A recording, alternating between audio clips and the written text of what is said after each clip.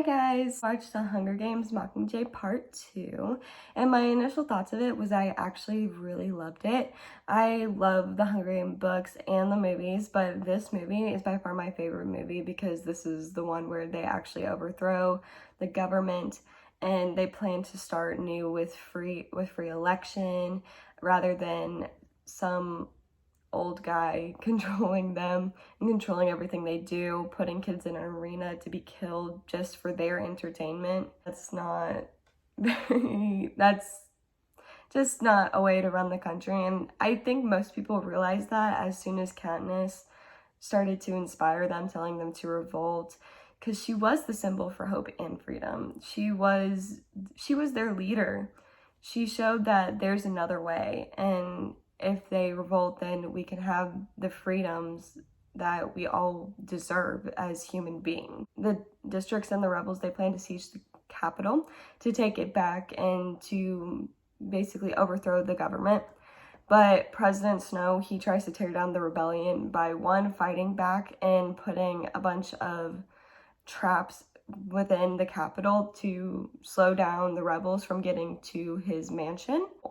He tried to tell them that the rebels were bad, awful, but then the broadcast got interrupted by the leader of the rebels and her inspiring everyone to follow the lead of Katniss and to take over the capital because they're treating them like less human beings. They're not human beings to them. They're just pieces in the capital's game, which is awful.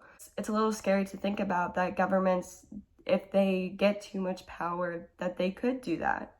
And I think that's why these movies are a good reminder to us that we have to focus on who we're choosing, and do they seem like they're going to be craving power, wanting to control every aspect of our lives because they think it's fun. So we have to look at everything today and looking at every candidate, every party. Don't rule anyone out. Just looking for those warning signs. It could very well happen to our country, happen to anyone in the world, like any country in the world, and that's a little. And I think that's something we do have to look for, is that government overreach and war.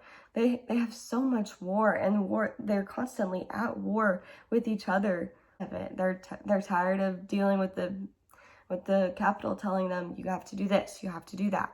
So I think that we definitely have to look for those warning signs if we're constantly at war, if we're constantly being told that we can do this or we can't do that.